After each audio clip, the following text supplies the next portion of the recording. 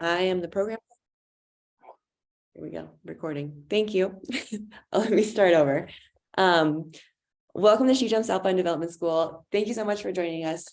My name is Sarah Foster, and I am the program coordinator and Wyoming regional coordinator for SheJumps, and I'm so excited to be here with you tonight for this fantastic event.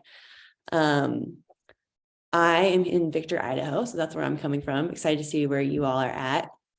I'd like to take a quick moment and thank Arc'teryx for their continued support of this program. We've hosted so many awesome events with them at their regional stores, and their support really makes all these programs possible. We're so thankful for their commitment to SheJumps and in particular the Alpine schools. We also want to give a shout out to Onyx Backcountry. As an exclusive navigation partner, Onyx Backcountry will provide the SheJumps community with a free month-long trial, as well as 20% off an annual membership. And additionally, a portion of each membership will be donated back to SheJumps to support our mission. I will follow up with the email after this that will have like the recording, and we'll also have the links for how to take advantage of that offer. By putting adventure information at your fingertips, Onyx Backcountry hopes to inspire girls and women across the country to experience nature, whether on trail or snow. And we'll also have 5 premium memberships to raffle off tonight. Winners will be notified via email either tonight or tomorrow. Within the next 24 hours, you'll be notified about that. And then last, but certainly not least, I want to give a huge shout out to DinaFit, who's so generously donated a full ski touring setup that we will be giving away to one of you lucky winners later tonight. That package includes free 97 women's skis, ST rotation 10s, bindings, and Radical Pro women's boots. That's an awesome package and surprise you don't want to miss. So stick around to see if you win.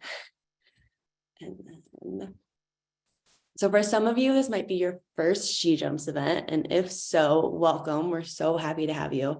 For others, it may be your 5th event. We're equally happy to have you here and that you're continuing to be involved in the SheJumps community.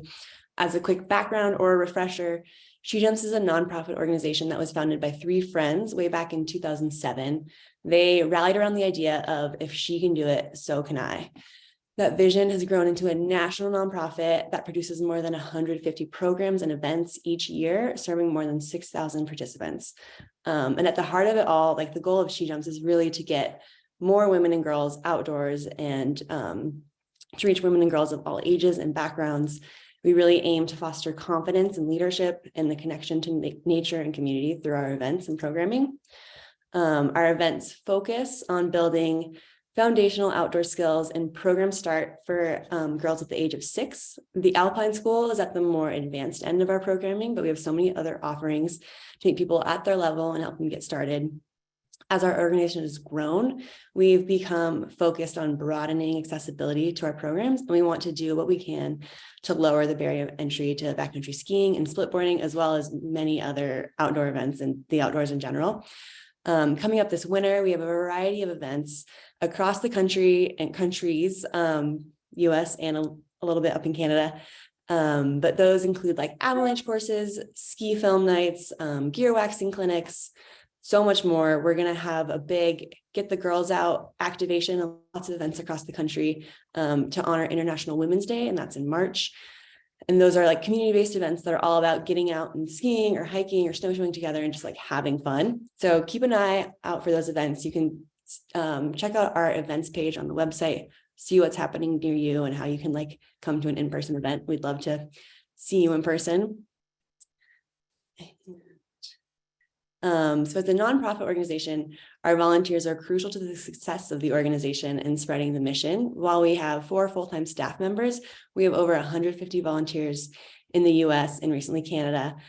We all believe in the power of transformative play in the outdoors. With our events, we want to help break down barriers and make the outdoors more accessible to all.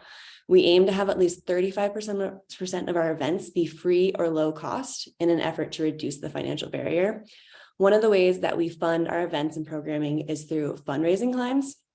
So if you're here tonight, I'm guessing you're interested in mountaineering and alpine events, and I would highly recommend checking these out. Registration just opened this week, and they tend to fill up kind of fast. But what they are, it's an opportunity to raise money for the SheJumps mission while you prepare to climb an iconic peak with a supportive group and amazing guides. This year, like the options that we have are a Mount Baker ski mission, which I did last year, and it was so much fun. I highly recommend it. But we have a lot of other options, including like climbing the Grand Teton, climbing Rainier, and I think there's only 3 spots left on Rainier. And new this year, Glacier Peak is an option. So they're really awesome opportunities for you to raise money while also like training for a really cool climb. The outdoors can be exclusive and expensive, but we are all about making them more inclusive and lifting people up along the way, which is what we hope to do with those climbs. And for those of you who haven't seen this creature before, this is the official SheJumps mascot. It's a girafficorn, half giraffe, half unicorn, and 100% magic. The girafficorn was designed by SheJumps co-founder Lindsay Dyer, and it represents persevering and keeping your head held high. With feet on the ground and eyes focused on where she wants to go, the girafficorn stands as a reminder to keep the spirit of play and possibility alive when taking the jump toward your greatest potential. You can check out our website for all the fun like girafficorn gear that you can rep and help spread the word and support our programs in the process. And really quick, I want to take a quick look at the Q&A now to see where folks are joining in from. Looks like we have Oregon, Washington, Seattle, Portland, Salt Lake. Ooh, someone else from Driggs. What's up? Cool. Looks like we have folks from like pretty solid West Coast and interior West showing. I'm sure there's a few more that I missed, but cool. We are so stoked to have you all here. Let's see. One other awesome event that I wanted to bring attention to tonight is Alpine Finishing School, which is what this picture is from. And it's kind of the next step after Alpine Development School. It's a multi-day ski and splitboard mountaineering course we offer that is like the advanced end of our programming. It's super great. It's based out of the helicopter accessed Selkirk Lodge in British Columbia. And it's an opportunity for advanced skiers and splitboarders to learn the skills of ski mountaineering in a supportive and encouraging environment.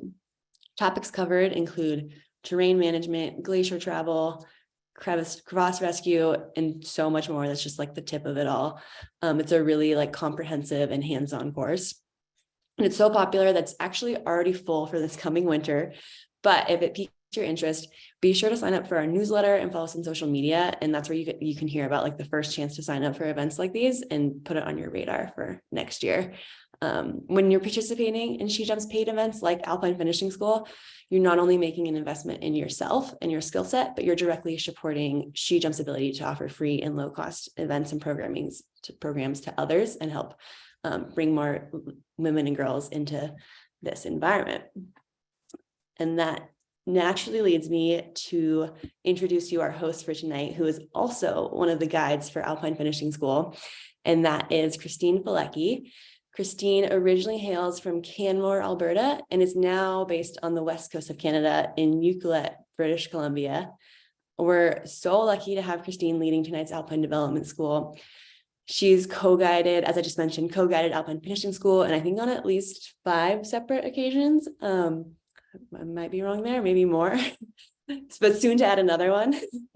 And she is one of the most knowledgeable, passionate, and patient people that SheJumps has had the honor of working with. She has so many like notches in her belt and has done so many amazing things. It's hard to pick just one, but one that really stands out is that Christine is the first woman to obtain ACMG ski guide certification on a splitboard, having passed both the apprentice and full ski guide exams on a splitboard. This is a huge accomplishment. It's so impressive doing all that in like snowboard boots and split gear. We're just so happy to have her here and really want to acknowledge what a true trailblazer Christine is. She's put so much time and effort into developing the Alpine Finishing School and creating tonight's presentation as a stepping stone to make those same concepts more applicable and approachable to everyone, no matter where you're at geographically or in your backcountry journey. So with that, I'm going to turn it over to Christine. We have so much great content to cover. As we go through the presentation, please use the Q&A feature to ask questions, and we may answer a few throughout the presentation, but we'll likely save most of the questions for the end. And as this is a longer presentation, we'll have an intermission about halfway through, so you can get a drink, whatever else you need to do. So yeah, thank you so much for joining us. And without further ado, I'm honored to introduce Christine Feleki.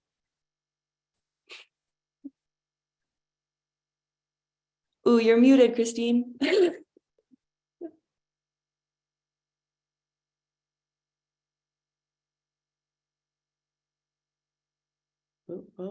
Okay, I found us. All right, I'm ready. Awesome. Thank you so much, Sarah, for the introduction. And yeah, I'm really excited to be doing this again with everyone. It's really nice to see a few familiar names in the participant list, and thank you for all of you who've joined in tonight. And I'm going to dive right in because I have a lot of content to go through, and I don't want to spend too much time chatting about nothing. So we'll get started. So let's get started. Okay. Winter backcountry travel is complicated. It's full of uncertainty, and that fulfillment, joy, excitement that we chase comes at a great risk. The backcountry is an ever-changing environment that is affected not only by the weather, but also by those of us who are recreating in it. As we strive to gain experience and take on more risk, even with the most careful and prudent planning, the worst could still happen. So how can we stack the odds in our favor? Again, I'd like to thank you all for joining the SheJumps Alpine Development School. Tonight, our plan is to explore the realms of managing risk, choosing terrain, and decision-making for winter backcountry travel. When I think about managing risk in the backcountry, identifying appropriate terrain for the day, and ultimately coming to a decision, 4 words come to mind: strategy, forethought, discipline, and flexibility.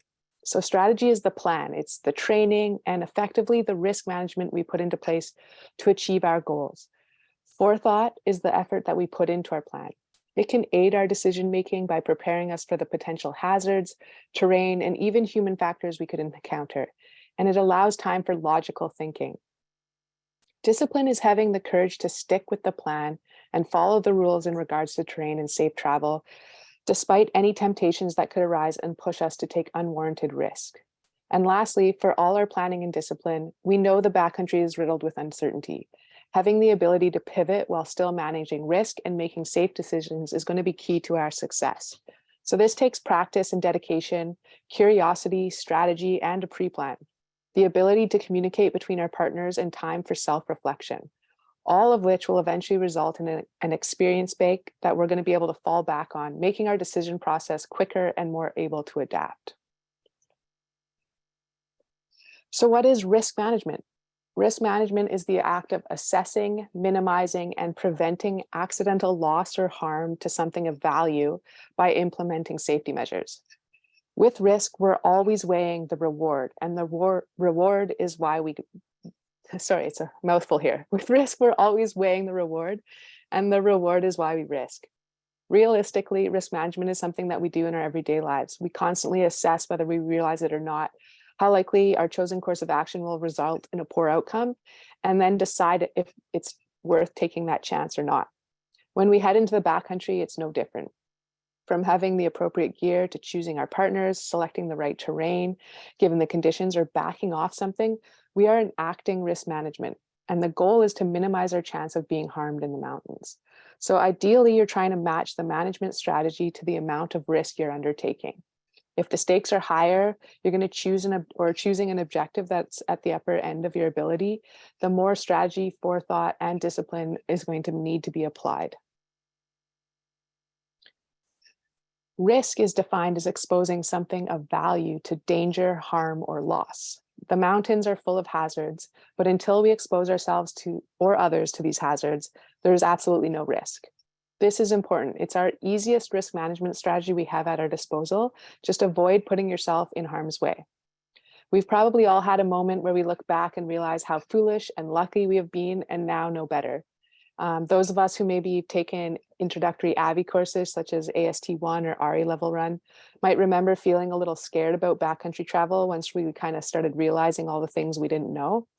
And maybe you even cringe at remembering previous adventures and mistakes in your decision making. I know I do. And this is good. We want to have reflection in our process. It's going to allow us to bank experiences for later use. But when we're new to something, we can't rely on our experience. To counter this, we need rules and reasoned thinking based on facts to keep us safe. In our basic avalanche training courses, we're taught avoidance to deal with this lack of knowledge as a simple way to manage risk. This allows us as new backcountry users with little experience to still go out, have fun, and be safe. Just stick to simple terrain and avoid everything else. But we go into the mountains sometimes and we're seeking something more, or maybe we're being pushed or asked to do something we might not feel comfortable with. And this is known as your risk tolerance. Risk tolerance is the degree of risk you as an individual are willing to undertake in order to reach a goal. Everyone has their own level of risk tolerance, and it should not be a source of judgment towards ourselves or others. It just is what it is, and it's going to change throughout the day, throughout the season, throughout the years. The important thing to recognize is that you need to talk about this with the people that you choose to venture into the mountains with. Choose partners whose risk tolerances closely align with your own and try to discuss this with each other. If you're having an off day and want to choose an easier objective, say so. And if you're looking to bag the peak, have a conversation about that. Sometimes we're going to want to go fast and light, and other times we might want to just take selfies and eat snacks, and that's okay. But the thing about risk tolerance is it's going to help us recognize where we may be vulnerable. Vulnerability is your likelihood of being harmed. Assessing your vulnerability as a group or an individual means considering the ability of you and your group to manage the hazards you will encounter while you're on your trip. So this means things like fitness, technical ability, knowledge, training, and so on. For example, if part of your trip includes being exposed to a big cornice while skiing, then you need to consider the vulnerability of you and your group in this terrain. Does everyone in the group have the technical skill to ski through that piece of terrain quickly and efficiently? If you find the answer is no, then it might mean that your vulnerability as a whole group is potentially high. The longer your group spends exposed to the cornice, the higher your chances of getting hit by a cornice the higher chances of getting hit by that cornice. So efficiency and technical ability are going to be very important in this instance. Even if only one person in your whole group is going to be a weaker skier, this increases the vulnerability of the whole group as it potentially increases your exposure time, which means the time each skier will spend hanging out under the hazard. In this instance, you may want to reconsider your objective or figure out an appropriate way to manage or mitigate the cornet hazard. And ideally, you've already planned for this ahead of time. Maybe this means you choose to leave earlier so that you're under the cornice when temperatures are cooler. Possibly you're going to ski or traverse the hazard one at a time, or you might choose that you have to avoid the line completely as it's not the right objective for the group or the day, depending on the skill, risk tolerances, and conditions. But being honest with yourself and your group about individual and group vulnerabilities is going to help you choose appropriate objectives for yourself and your friends. The biggest enemy to effective risk management is the ego, so we want to try to leave it out of our equation. When talking about risk management, we are always thinking about what is the hazard and how will I manage it. The definition of a hazard is a potential source of danger. Danger can come in the form of objective hazards or subjective hazards, and sometimes it could be both. Objective hazards are the hazards that exist on their own, whether or not you're nearby. So this is things such as rockfall, crevasses, icefall, severe weather, kind of natural phenomenons that you have no control over. Subjective hazards are hazards that are human caused. Choosing an objective outside of your skill level, allowing yourself to become dehydrated, getting lost, overexerting yourself, or even making the choice to drive your car fall into subjective hazards. And then we do have some that will fall into both. So a natural avalanche could be an objective hazard, while a human-caused avalanche would be a subjective hazard. It's good to think about risk management as a series of layers that will protect you from the hazards. The more layers, the more protection you will have. There's an idea called Reason's Swiss cheese model of accident causation, which describes risk management as a series of barriers to protect you from the inconsistent, unpredictable, and unintended weaknesses of an individual layer. Basically, you have a series of risk management layers in place, but they all have holes in them. No single layer will protect you from everything, which is why it's going to be important to have several layers of risk management, making it harder for those stars to align. The Swiss cheese model basically suggests that when the holes in your risk management layers line up with one another, an accident is going to occur. So we're going to talk about the layers of risk management by using a really simple concept. Woohoo! You're going to drive over a mountain pass in the winter. Okay. What are some risk management layers you might employ? Okay, so we're driving over this mountain pass in the wintertime, and each of these layers on the screen are a layer of risk management. There's a very good chance that you'll arrive at your destination unharmed if you choose to employ every single one of these layers and vice versa. So if I leave late, don't get gas, don't have winter tires, drive fast, we can assume that it's likely I'll get into an accident. Of course, it's not always reasonable to apply every risk management strategy in the book, but in essence, you're trying to stack the odds in your favor. The only sure way for us to avoid an accident on a mountain pass while driving in the wintertime is to avoid traveling there altogether. But if I can implement a good risk management strategy with multiple layers, driving over the mountain pass in the winter is going to be, I'm going to find that it's less likely for me to suffer harm as a result. And this is what we're trying to do when we head into the backcountry. So to actively build risk management into our backcountry kit involves pre-planning. A pre-plan not only plans the route you want to take, it plans the backup plan if things are not what you had expected. It helps you visualize the terrain you're heading into so you can pack accordingly. It's going to check out the weather and avalanche conditions and determine a timeline. Pre-planning discovers the hazards and cruxes so you can create a strategy to deal with them in advance and plans for the worst if something should happen. Basically, I think of pre-planning as my sidekick to every adventure, and everything on this list on the screen is a risk management layer that can be pre-planned. Other important overall layers of risk management to consider are things like taking courses to gain knowledge and technical skill, seeking out mentorship opportunities, doing post-debrief sessions to learn from each trip you've taken, and even simple things like eating well and getting enough sleep can aid in your risk management. So to begin pre-planning, we need to start by gathering information pertinent to the objective that we're doing, effectively answering what has happened, what has changed, and what is to be expected. And from this, we can begin to guess how these factors will affect our plan. What specifically we will need to be successful, and are there any knowledge gaps we need to fill once we're out in the field? Decision-making doesn't have to happen in the moment. We can formulate some of our decisions at home to help relieve stress once we're in the situation. Even if things don't go according to our plan, we'll still be better prepared than if we had done nothing beforehand. So I usually begin my planning with the weather, again answering what has happened, what's happening now, and what will happen in the future. This is going to help inform decisions on where we might want to go and what kind of conditions we could encounter. It also helps determine what we might wear, how long we might need to complete our objective given the conditions, and when we might need to decide to turn around. The weather is also directly influencing our avalanche problem and how we will choose to mitigate it. So this is where I go to next.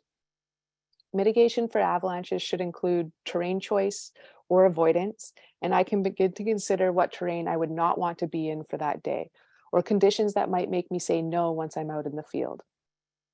The objective you ultimately choose will determine the required skills and gear you will need to be successful, and the type of terrain you may need to travel through. So depending on the complexity of your objective, you may be tracking weather and avalanche conditions for days or maybe even the entire season. Take note of any recent large or anomalous avalanche activity close to you in the area you plan to be in, and make note of any avalanche problems that may become worse if more snow, wind, or change in temperatures happen. And this is also the time to start thinking about where the holes in your knowledge might be. And as your trip day approaches, you want to keep checking in on these factors and note any trends that you're seeing. Ideally, you're asking yourself if the forecast seems to be right, and are things happening early or later than what you might have expected or what is predicted. And if things are changing kind of day by day and not aligning, this might actually be giving you low confidence in the weather and avalanche forecast. And how are you going to deal with that?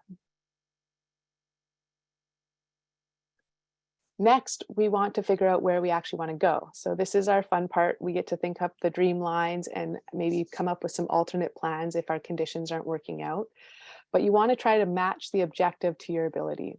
Think about the weather and avalanche forecast, your group's ability levels and size, vulnerability, risk tolerance, and overall goals, and then consider the type of terrain that coincides with this. So I find it helpful to give terrain a generalized terrain rating of simple, challenging, or complex. This makes it easier to align ability and risk tolerance with the conditions and uncertainty. These ratings are known as the Avalanche Terrain Exposure Scale and are compiled using 11 terrain parameters. What's cool about the AITS rating is some popular ski tours already have ratings that you can go out and search for. So they will classify terrain as simple, challenging, or complex. But if that's not happening, we can kind of go through these parameters quickly and define these terrain categories. So simple terrain is relatively low angle or primarily forested terrain, thinking kind of 30-degree slopes or less. It will have some forest openings and may involve the runout zones of infrequent avalanche paths, and you'll have a lot of options to reduce or eliminate your exposure to avalanche danger, and you will not find any glacier travel in simple terrain. Challenging terrain involves exposure to well-defined avalanche paths, starting zones, or terrain traps. In challenging terrain, options exist to reduce or eliminate exposure to avalanche terrain with careful route finding. And any required glacier travel is going to be pretty straightforward, and there shouldn't be much in the way of crevasse hazard, but crevasse hazard still may exist. Once we bump up to complex terrain, you're looking at multiple overlapping avalanche paths, large expanses of steep open terrain, multiple avalanche starting zones, and terrain traps below. There are very minimal options to reduce your exposure in complex terrain, and complicated glacier travel through extensive crevasses or icefall could be required here.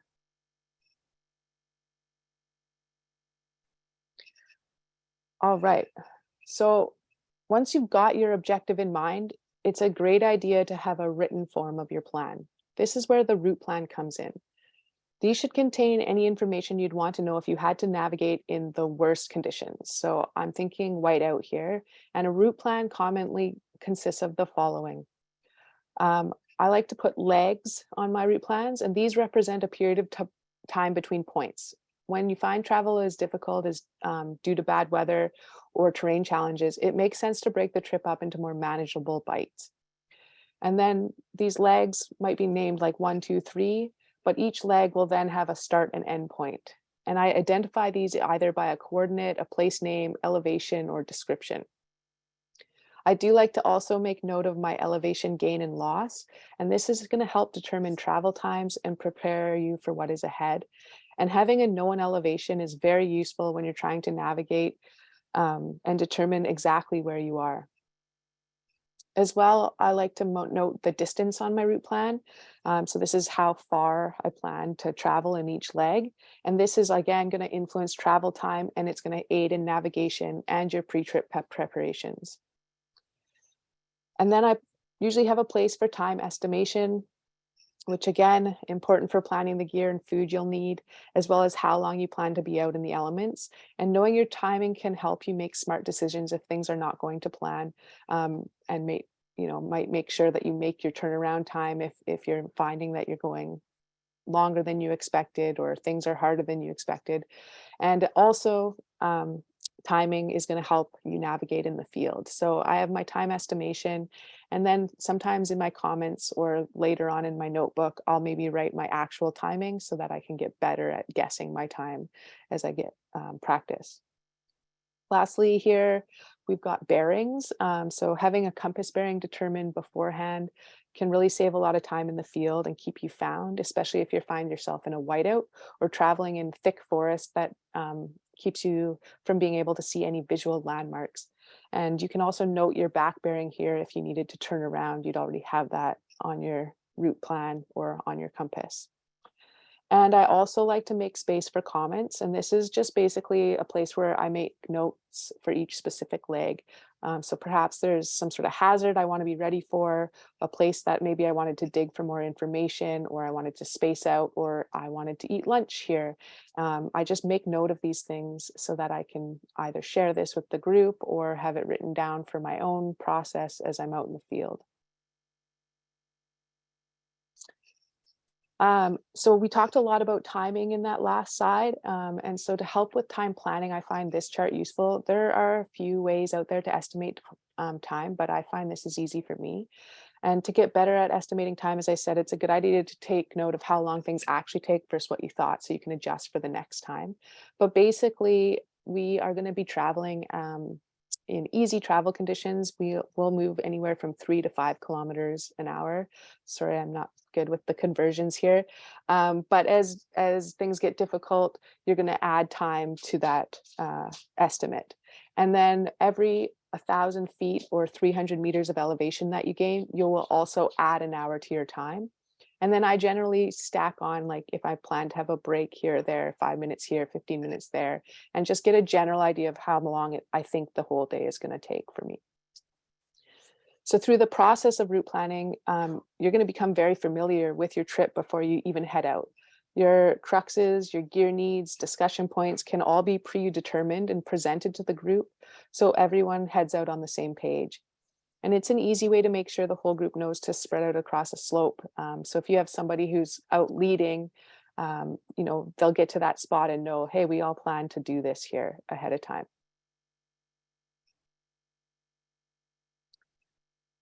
Once route planning is done, it's time for us to start packing. So having the appropriate gear is part of risk management. Besides your transceiver, probe, and shovel, what else should you guys have in your pack? At the minimum, you'll want to be prepared for an emergency, be it an avalanche, injury, or maybe having to spend a night out. Consider who you need to contact in case of that emergency and have that pre-programmed into your devices. And don't forget about your self-care, sun protection, warmth and energy needs. Just consider those things. So here's a little list of kind of the 10 essentials. Ideally, you're going to have navigation tools. A map and compass is always your backup to your GPS device. And then an altimeter is a very handy tool to have in the field as well. And most of us carrying watches these days, you'll have that on there. Definitely want to have a headlamp with you if you, especially this time of year, get caught out a little later.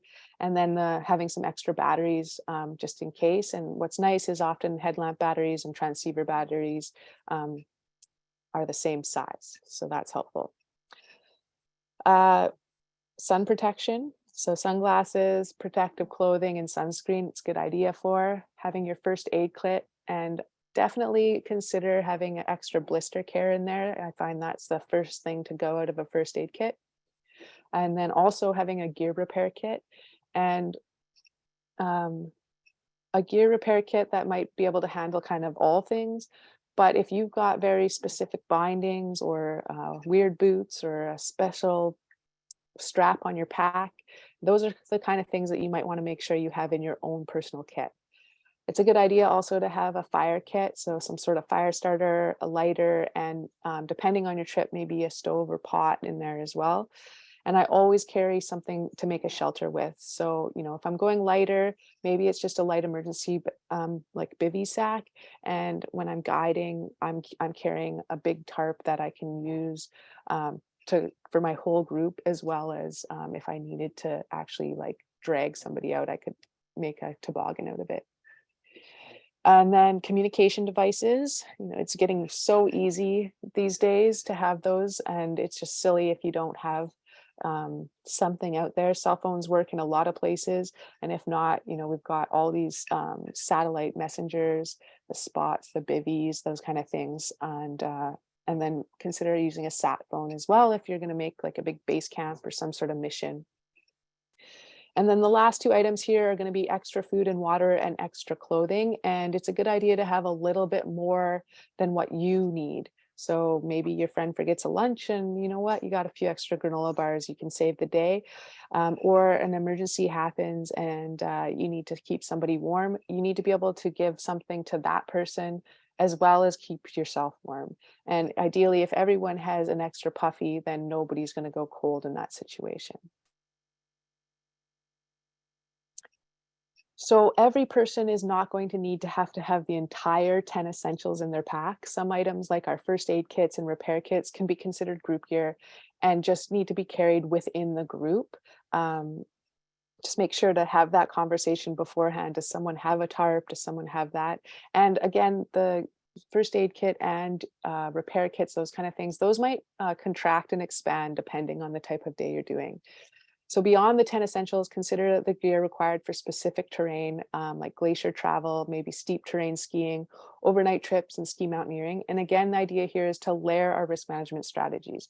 Bring what's appropriate for the size of group and the size of day that you're planning. Next up, we want to consider our group size when you think about an objective. The more people you have changes how you're going to operate in terrain and can make certain hazards harder to manage. Your group size affects the efficiency of travel up and down and increases your exposure and vulnerability to hazards. Skiing a couloir with 10 people directly affects your ski quality and risk management decisions. Depending on the size of the couloir, the skiing may be great for one person, but not so great for 3 people or maybe 6. Slough management and avalanche potential are going to be harder to mitigate with more people on a slope. Consider if you're able to ski the whole thing one at a time with good communication, and if not, like how are you going to manage that? Will people need to find safe spots during the descent? Are there areas you might want to avoid? Again, many of these questions can be at least addressed before you head out. So it's a good idea to kind of consider those things in your planning. And then we want to think about the human factors. So the human factor can be one of the hardest risks to manage. On one hand, we can be unpredictable, emotional, impulsive, opinionated, self-conscious, overconfident. And on the other, we can be thoughtful, logical, calculated, patient, calm, curious, just to name a few ideas there.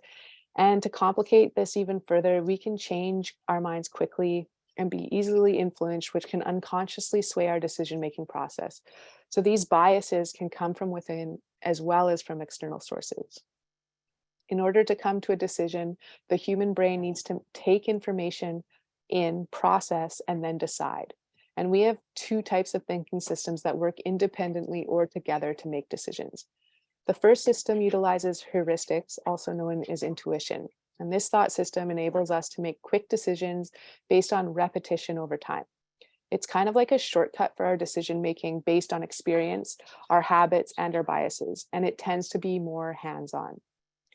Heuristic decision making is subconscious, quick, instinctive, and emotional. We use this thought system daily to fast track small decisions, things such as red means stop and green means go. But if we're not paying attention, these shortcuts can backfire and often catches those more experienced off guard as we become complacent. Managing our heuristic thought involves considering where our rational thought could be overwhelmed by biases.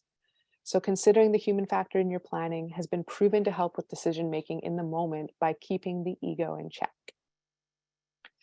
To balance our intuitive decision process, we also rely on reasoned thinking. This thought system is conscious, logical, and methodical. It's best for situations with high uncertainty where multiple options might exist. Sudden or unexpected changes in weather or conditions could happen, and if your observations show different results than you anticipated. Both heuristic and reasoned decision-making processes are effective tools, and both have their downfalls. But when something is new, relying more heavily on reasoned thinking allows you to weigh multiple options, practice different techniques, learn from your mistakes, be open to feedback, and allow time for reflection. And as you gain experience, your pattern recognition will develop and your decision-making process will become more efficient. And hopefully you'll also be able to become more aware of your own biases. So common human factors or biases we face that could influence our decision process in the backcountry can be remembered by the acronym FACETS. And some of you may have heard of this before, but basically we're talking familiarity, acceptance, consistency, expert halo, tracks, social facilitation. So familiarity speaks to a trend in accidents where parties traveling in familiar terrain tend to make riskier decisions than they might in unfamiliar terrain. It can allow complacency in our decision making to take over rather than actually relying on the facts that are in front of us. So I always ski this and have never had an accident is not actual decision making. Next up is acceptance, and this idea focuses on our need for acceptance by others. This can play out as someone willing to take risks in order to gain respect or be accepted by their peers, or going along with something despite their misgivings.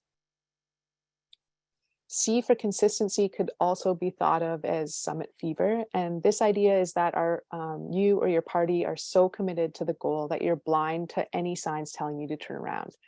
On the other hand, this could also be thought of as sticking to your plan despite your temptations. And so again, these human factors and biases are not always a bad thing.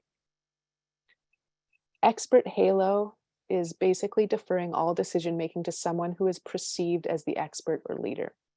Consider why this person was chosen to be the leader, and do they actually have the training and experience to be in this position? What if you notice something they did not? Ideally, communication is how you're going to be able to work through this. So speak up if you're unsure on something. Tracks. So we go touring for fresh powder, and the lure of no tracks or pressure to get somewhere before it gets skied out can be strong. Making a decision to ski something because that is where the fresh line is not good decision making. Terrain selection needs to be based on slope steepness, slope aspect, slope shape, and avalanche potential, not a rush decision that you need to ski this before the next person does. And then lastly, we have social facilitation. And so this is similar to acceptance, is it plays on our need to show off. And obviously bragging rights are awesome, but they're not the reason to decide to ride the line. And, you know, with the rise of social media and Kodak courage, it's easy for that to seep in. So I don't want you guys to make decisions based on getting the shot. Do your homework and get the shot safely. Again, this is not an absolute list, but many of these factors have been identified when looking back at avalanche incidents, and it's just something to kind of spark your thought processes, or maybe recognize when you're stressed if any of this stuff is kind of creeping into your decision making. Okay, so having the ability to learn from your own experiences and others will fast track your skill set, helping you to manage risk better. Remember that risk management stacks the odds in your favor. You may deem an objective worth the risk, and this is a personal choice, but recognize that you're increasing your chances for something to go wrong as you increase your risk tolerance. You have upped your exposure and your vulnerability. I can't emphasize enough the importance of a pre-plan. A lot of other layers are going to hinge on how prepared you are in the first place. It's a key player when it comes to risk management. Planning ahead can simplify your decision-making once you're in the field, where there's less time to process information and more reliance on quick thinking. Risk management is a process that helps us make good decisions in a highly unforgiving environment. If we go back to the beginning of this presentation, we talked about the need for strategy and forethought to begin this process. So during our initial planning and information gathering stage, we begin to make decisions from a safe space with lots of time on our side. As we transition from our safe warm home to the dynamic mountain environment, we need to be both disciplined and flexible to continue to make safe choices. So on the morning of your adventure, check the forecast again. Note any differences, any recent avalanche activity, any new information, and again, look for what has changed, what the weather is supposed to do, and where are we at now with respect to the recent conditions.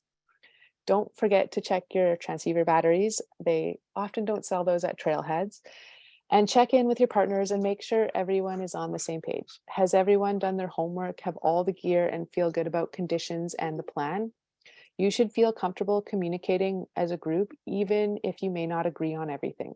Because once you're in the field, communication becomes a lot harder. So again, having a strategy in place is going to help you with these difficulties.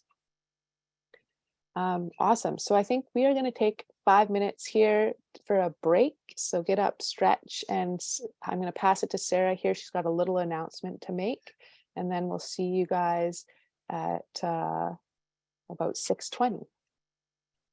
Yeah, thanks. So as Christine said, go ahead, take a break. When we get back, we will announce the DNFit touring setup winner. So hopefully that's motivation to have you all get back on time. And yeah, we will do that at 6:20, 7:20 in 5 minutes. Thanks.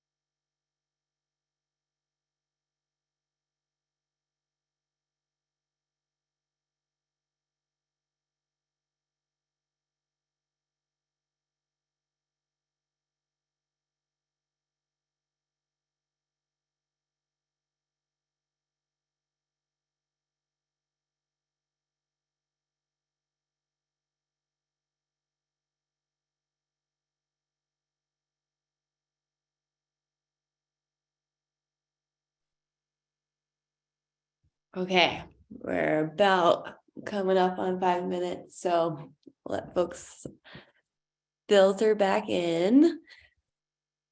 And I feel like I should have downloaded like a little drum roll sound effect or something. But so as I mentioned earlier, huge shout out to DNFit. We've got pair of touring skis, bindings, and boots to give away. So I'll coordinate with the winner to get size and shipping information, but it's an awesome package. And thank you all so much for joining. But the winner, I was looking through the participant list, but I realized some of you all are like together, tuning in from one account. So I'm just going to say it. And if it's you, either it'd be more fun if you like come on, turn your video on and say hi. I think there's are options for that, but if not, pop in the chat and I'll connect with you. So the winner is Morgan Hyde. Are you here, Morgan? Ooh, oh, she is. Okay, awesome. Morgan, I will send you an email. I have your email from signups and I'll get your size for those things and shipping address. So congrats. And then we're also going to do 5 premium Onyx memberships, but I'll just email you all separately. So there's still a chance for the rest of you to win something too. And then, yeah, with that, I'll let Christine get us started. Awesome. Congratulations, Morgan. You're going to have a new setup for the winter. Yeah, and so Sarah had mentioned in the chat too, if you guys have questions that pop up while I'm speaking, feel free to throw them in the chat and then we'll come back later and try to go through them, because I know if you're like me, my brain kind of loses things really quickly. But yeah, all right, I think we're pretty much ready, so we'll dive back in. Okay, so as we move into the field, we're going to start to put our pre-plan into action, implementing our risk and terrain management strategies. It's important to be an active participant in the backcountry, so you want to be continually monitoring what is happening with the wind, your precip levels, temperatures, and the effects of solar radiation. Pay attention to what aspects you're on and note if these weather inputs are increasing or decreasing your hazard, and are things staying the same. Again, watch and pay attention to your route plan, and don't be swayed by the human factors. You made specific plans to deal with the hazards that had been forecasted, and countless case studies show that although people had made a plan beforehand to avoid a specific piece of terrain, excitement, new snow, or some other human factor swayed them to ski it anyway and resulted in an avalanche. So if you begin to find the forecast seems incorrect, you need to gather more information and adjust accordingly. Reasoned thinking in this situation will help you understand the likelihood, consequences, vulnerability, and exposure you and your crew are facing. Throughout the day, consider these questions. Are the conditions what I anticipated them to be? And if not, what is different? What does this mean in terms of my plan for the day? Is it still reasonable? Why or why not? What are my other options? Am I sticking to appropriate terrain for the conditions? And are you seeing any signs of instability? Again, we can't plan for everything, but having, our eyes open and our kind of head in the game, it's going to help us make decisions on the fly if we need to. So good travel habits are going to help us deal with the unexpected. By performing these habits, we'll automatically default to safe practices, which make our decision-making that much easier. Normal caution is how we travel all the time in the backcountry terrain. So practice good communication, regrouping in safe spots, planning your escape routes on the ups and downs, using terrain wisely, and actively looking for instabilities or isolated slabs, and then be especially cautious if deep or persistent instabilities are present or listed in your avalanche forecasts. When we find ourselves in more challenging or complex terrain, dealing with higher avalanche hazard or feeling uncertain, we want to practice extra caution. So extra caution is having a detailed trip plan, the skill to route find and navigate even if you find yourself in a whiteout, having the skills to evaluate slope stability, and the ability to manage your friends through terrain on the ups as well as the downs. You want to be practiced in your rescue skills and able to perform wilderness first aid. I know when I first started backcountry touring, it seemed sometimes like every day needed extra caution. I had come to realize all the things I didn't know, but lacked structure and experience to feel comfortable with my decision making. Where to go, how to be safe, am I afraid for real, or am I just scared? These thoughts would swirl in my head and kind of cloud my judgment. And uncertainty would creep in, and I would ask myself, how is it possible to even make safe decisions when it seems like everything is out to get me? So fundamentals of winter backcountry travel suggest that taking avalanche courses, developing good understanding of snow science, snowpack tests, how weather relates to the snowpack, and so on are crucial to safety. But the reality is that the snowpack is not something you can assess with absolute certainty.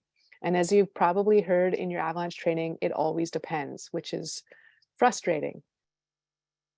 But there will be days, there will always be a degree of uncertainty with regard to the snowpack. So forecasting the likelihood of an avalanche is a best guess fueled by your evidence gathered. The question is, how good is that evidence? Do we have enough?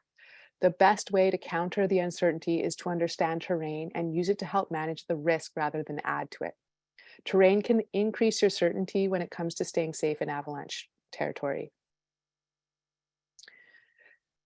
There will be days in the mountains when our level of certainty regarding the strength of the snowpack is relatively high. So for example, we're in the middle of a good melt freeze cycle in the spring. We can be pretty certain that the snowpack is going to be relatively stable, at least while the snowpack is frozen.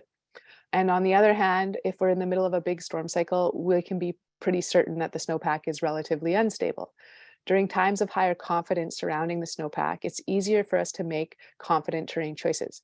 So people will often choose to tackle bigger and more complex objectives during the good melt freeze cycle in the spring. And on the flip side, you might stay home or choose very simple terrain on stormy days when the chances for avalanches are higher. Where it gets tricky is when our uncertainty is high. Realistically, avalanche forecasts have a high degree of uncertainty most days of the season, often sitting at moderate or considerable avalanche hazard. These ratings are inherently ambiguous and don't always trigger our alarm bells. When we have more uncertainty with regard to the strength of the snowpack, we need to hedge our bets by choosing appropriate terrain and gathering more information. This is not necessarily a case of being uncertain because we're unexperienced, but obviously these two do go hand in hand. But professionals are going to often state that there are going to be many days in a winter season when they have low confidence in the snowpack, and so they choose terrain with smaller consequence or a lower likelihood of producing avalanches. They will avoid terrain that magnifies the consequences of being caught in an avalanche, such as terrain traps and convexities. They're avoiding things such as terrain traps and convexities, and they will build in margins for error when the avalanche hazard is sitting at moderate or low.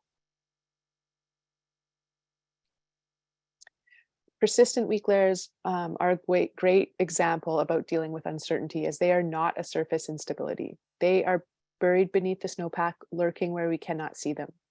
Sometimes we will receive obvious feedback with new bursts, avalanches, and at other times they will be dormant, waiting for the scales to be tipped. Typically speaking, when a persistent weak layer first gets buried, there is an avalanche cycle. After this initial avalanche cycle, avalanche activity tends to taper off, but unlike with storm and wind slab avalanches, persistent weak layers will continue to produce more avalanche activity that continues for some time after the weak layer gets buried. These avalanches will become less frequent and more difficult to predict as time goes on, and the layer gets buried deeper and deeper in the snowpack. And as they end up further down, the consequences get higher as the destructive potential of these avalanches increases. Basically, it's kind of a season-long game of Jenga, and you're trying to gather as much information you can to decide if that problem is still there. Do you need to avoid the terrain, or can you start kind of inching into the terrain after you've gathered that information to kind of say that problem is no longer. So in times like this, you will hear professionals talk about high levels of uncertainty or low confidence despite the avalanche hazard rating. You'll also likely read of low hazard, high consequence avalanches stated in public avalanche bulletins. This is where terrain selection really comes into play. Choosing the terrain that is appropriate to both the conditions that you're seeing and your level of uncertainty takes a lot of practice.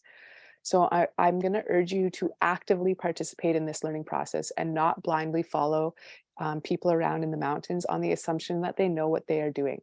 The truth is that none of us know for sure what the outcome of the day will be, not even the professionals. The professionals, based off experience, have just become good at hedging their bets and stacking the odds in their favor by applying strategy, forethought, and discipline while still being flexible in their decision-making and terrain choices. So if you're unsure of what you are dealing with, dial it back. We do this by applying terrain knowledge and appropriate terrain selection in combination with what we do and what we don't know about the snowpack on a given day. This will increase our chances of staying safe in the mountains. I think you're probably starting to get my point. If we can't be certain about snow, we can be certain on terrain. Understanding terrain and how to use it to our advantage trumps almost all other avalanche skills. At a glance, it can seem easy to define the terrain shapes. In reality, it's a lifelong journey to really hone our terrain assessment skills and interpret the effects that time and weather have on these features. It requires us to reflect on our own actions and habits. So to help us, we're going to kind of move through the next slides and create a cheat sheet of basic terrain shapes and features that we deal with when backcountry skiing and riding. By classing each of these features, we can more easily see how they affect our route finding decisions, and then we can combine this information and formulate a basic strategy for approaching unfamiliar terrain based on its terrain type. And just as with our pre-plan, having a terrain strategy is going to help us to develop confidence when approaching unfamiliar areas. There is a saying that terrain repeats itself. So once you understand the terrain in your immediate area, you can often assume that similar patterns will arise around the next corner or on similar aspects. Terrain strategy will help us to avoid complacency in familiar areas. And this goes back to that human factor of familiarity. So don't get caught off guard when the storm blows in from a different direction. You want to always be observing and basing your decision on what is in front of you, not that you always go this way. Again, strategy will help reduce stress on yourself in new situations. When we have rules regarding terrain shapes, we can always rely on these rules if we're uncertain about something. And we're going to be working on an ongoing process of refinement and reflection. And this is kind of how we grow our skill in the backcountry. Don't assume your day was a success just because you made it home. Ask yourself, did you get lucky today? Could we have made a better decision somewhere? Did it work today, but maybe that decision wouldn't work every time? And where do you think you were most at risk? Could you have done anything differently, or was the risk well managed? This reflection will help you build your bank of experience and ultimately help you to become more proficient at making decisions in the backcountry. So as we move through the mountains, we're moving through the physical features that make up the landscape. Wind, precip, sun, and shade will interact with these features differently depending on their slope shape and steepness. There are shapes that are more likely to cause an avalanche and shapes that are going to offer us more protection. Some shapes will often have differing snowpack problems based on their aspect or exposure to the elements. And the main slope shapes that we need to know are convex, concave, planar, benches, ribs, gullies, and ridge crests. So convexities, when we talk about a convex feature, we mean a slope shape that rolls over like a basketball. Basically, the terrain is steepening as it drops. We often refer to these features as unsupported, meaning there's nothing supporting the terrain from below, and this includes cliffs. Convex rolls have increased slope, stress, and tension in the snowpack, making them likely places for avalanches to initiate, especially at the point where the slope actually begins to roll over. So before the angle steepens, gravity is going to be pressing down and basically pressing the snow straight down into the slope. But as the angle increases and rolls, there is no longer anything to support the slope, and gravity is then pulling the snow instead of pressing. This invisible line is the area of tension or stress, and it's the most likely place for us to initiate an avalanche. This makes convexities difficult and dangerous to traverse, and they definitely don't provide easy or safe track setting options. When you're trying to assess the snow conditions on a convex roll, you have already committed to the slope by the time you reach the stress point. And due to the change in angle at a convexity, they can often have different snow conditions, as there may be different levels of exposure to things like sun and wind, which basically can increase the chances of an avalanche depending on how it affects that snowpack and terrain. So when we look at this picture, we see many deep shadows, and these shadows sometimes will offer us a clue to where some of the unsupported terrain might be. Circled up in blue at the top center of the ridge line, we can see that the slab avalanche was triggered, breaking immediately below the rollover at the ridge, right at the convexity. This avalanche maybe have been natural or human triggered, but it's likely was caused by wind depositing snow forming a wind slab. And when the trigger comes along, we get an avalanche. Generally speaking, it's a good strategy to avoid large convex features, especially when track setting. And a good rule of thumb to remember is if you can't see over it, don't ski over it. But sometimes we do choose to ski over convex rolls because we're looking for something fun to ski, but you just need to be aware that the terrain is essentially offering you no protection from weaknesses in the snowpack, and they can be especially dangerous if the snow has any sort of slab properties. So try to look for alternative routes whenever possible. And from this photo, you can see that there's a more supported line just to the looker's right of the blue circle. This terrain feature offers us protection due to the shape, and it's again what we call supported terrain. So of course, the size of the feature as well as the aspect plays a big role on our terrain selection. Large convex features can have high consequences if an avalanche is triggered. Very small convexities could be great indicators for snow stability and a great place to assess storm snow instabilities with very low consequence. So often when I'm track setting up something, I will purposely try to cut across the tension line on a small convexity to try to gather some information about the likelihood of triggering an avalanche with the snow conditions that we have that day. This, of course, is only going to tell me about the immediate area that I'm in. I can't do this down in tree line and then expect the same reaction once I get into the alpine or if I change aspects, but it is going to give me some information without having to try too hard. It's important, though, to remember that once our levels of uncertainty are higher, it's going to be wise to avoid all large convex features. We always want to try and give ourselves options within terrain. And when looking at this picture, we can see how the skiers have used the terrain to their advantage by avoiding the convex feature and skiing the supported terrain. So the convex feature is basically right over top of that cliff. And even if you're not planning to launch the cliff, if that convexity popped while you were over there, your consequences, A, you'd be in an avalanche, but B, you'd be in an avalanche heading over a large cliff. So that just is not ideal. So the opposite of a convex feature is a concave feature. Concave features are slopes that are more fish-shaped. Sorry. Ideally, if I think of this kind of feature similar to like the kids' classics playground slide. We commonly refer to these features as supported. Concave features tend to have less stress and tension in the snowpack than convexities, as gravity is pressing the snow into the slope rather than pulling it. It's important to be cautious where concave features begin. The top transition into the concave feature can sometimes be convex, and often concave features are the runout zones from an avalanche. So as the slope angle decreases, avalanche debris could pile up and act as a terrain trap, which essentially increases the consequences of being in an avalanche. And again, due to the change in shape, concave features may create altering snow conditions due to the exposure to sun and wind. So we should always be on the lookout for this kind of change in snow condition.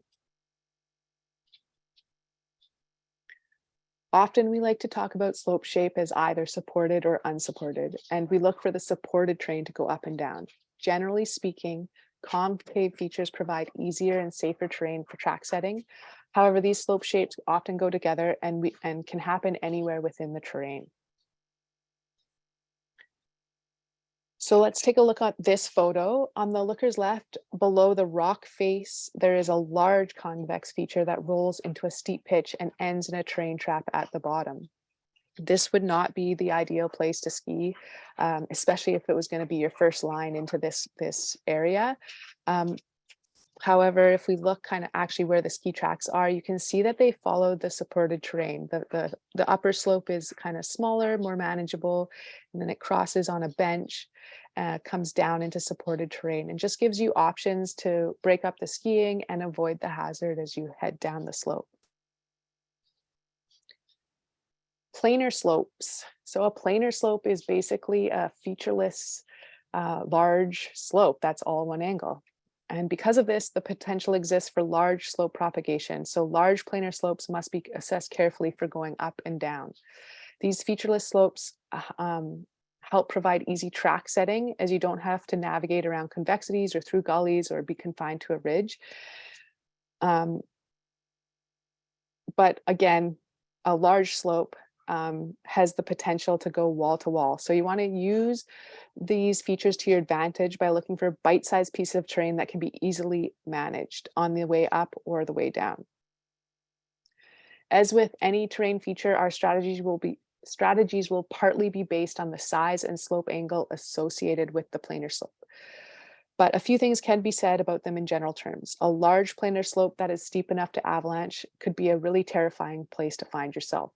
And if you trigger a slab avalanche, it has the potential, as I said before, to go wall to wall, as there's nothing to break up that terrain. So again, the size and angle of that planar slope is key when you decide whether or not to travel on it. Couple examples here. So this picture shows a reasonably sized planar slope broken up by a small rib of rocks on the looker's left and ends in a bench that allows the skiers to regroup away from the slope.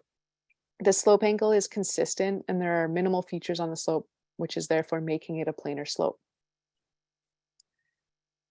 In this picture, we have kind of a short, steeper planar section near the top of the slope, and then it changes angle quickly to a lower angle planar terrain. So what that transition zone could be a terrain trap. So you wouldn't want to stop right underneath that slope, but it does make the upper slope easy to manage. You could ski that one at a time. Everyone skis through the steeper section, and then as the angle runs out, they have lots of room to keep skiing well away from the slope where you can regroup. Our next feature we're going to talk about is our benches, and benches are any shallower angle portions of terrain above, below, or in the middle of a slope. They tend to dissipate stress and tension in the snowpack as they provide a break in the slope angle. Benches often provide the least amount of resistance to traverse and can therefore provide great track setting terrain or a nice place to cross a slope on the way down. But they can sometimes be deceptively steep, and in that case, they would not make for good track setting. And while we often like to use benches as roadways, there may be hazards above and below. So if you're stopping on a bench or using it to cross terrain, you again want to consider how wide it is and how far from the slope above you're able to be. While large benches may provide safety from avalanche terrain, it's not going to always be the case. So be aware that benches can also act as terrain traps because of this abrupt transition in angle. Benches define the grain of the terrain. So when you start to analyze terrain, you'll notice that most of the time the benches in the given area will all tend to kind of slope the same way. And if you're able to recognize this, you can use this to your advantage when setting your skin track and connect bench to bench to easily work your way up something, which maybe on first look kind of seems impossible. And if you don't recognize this, you are going to feel like you're going against the grain, which will make you feel like you're fighting the terrain the whole way up. The safety and ease of travel on benches is again going to really depend on the size, shape, and steepness of the slope above and below them, and the size and steepness of the actual bench that you're walking on or skiing across. In this photo, we can see that the benches were used to traverse terrain while moving downhill, connecting areas of safety and good skiing. If we're looking at this photo here, we can see a prominent bench kind of on the sunny slope across the valley. This bench is commonly traversed to access the bowls on the far side of the ridgeline, as well as to head up a boot pack to the rocky peak. It's a pretty wide bench feature, but there's obviously some overhead hazard as you travel across. So management on this piece of terrain might include spacing out, considering the amount of sun or wind the slopes above have had, and ensuring that there's no one trying to cross above you in the steeper terrain as you travel across that bench.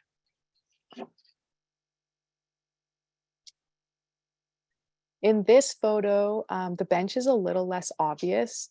It's sloped and has significant consequence if an avalanche were to occur, as it would sweep you over the cliffs. And so if you are trying to cross something like this, you're going to implement things like spacing out and continually kind of monitoring the snow as you cross, feeling for any sort of slab properties, any cracking, wumping, something like that. And you would want to back off of that quickly if you were starting to have any kind of those belly feelings that were telling you this isn't a good idea.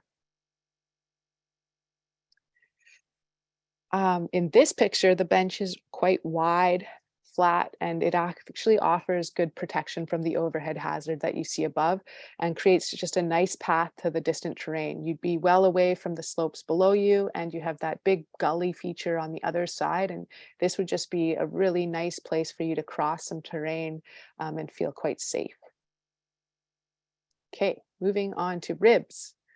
So a rib is a vertical ridge that runs down a slope. Ribs tend to confine your track setting, especially as you get higher up, which forces the terrain feature to become narrower. This results in more effort and less efficiency, especially if you're forced to do lots of kick turns or maybe switch to a boot path. The ribs themselves may create what we call cross slope tension due to changes in snow depth resulting from changes in aspect. A change in aspect can be associated with different exposure to sun, which can result in the formation of crust, or as things heat up, a loss of cohesiveness within the snow.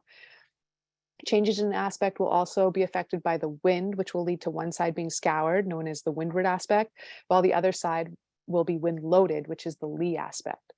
Wind loading on one side of a rib is known as cross loading and can create really tricky avalanche conditions to manage.